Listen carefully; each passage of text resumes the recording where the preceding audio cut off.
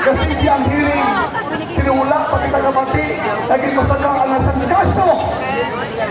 Di na madumduman natin si Tatay Lulo Floro sa Pangasinan. Nangwa sa 10 kilo na baho o si Taanyo sa Bigulang, lupot tayo sa pisuhan.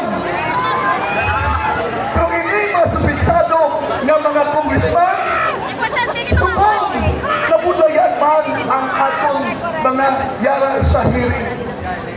Madumduman natin ang bata ni Lisa de la Rosa nga saliin ang yatatay ng piso tungkol sa Caracross o Puntumbo.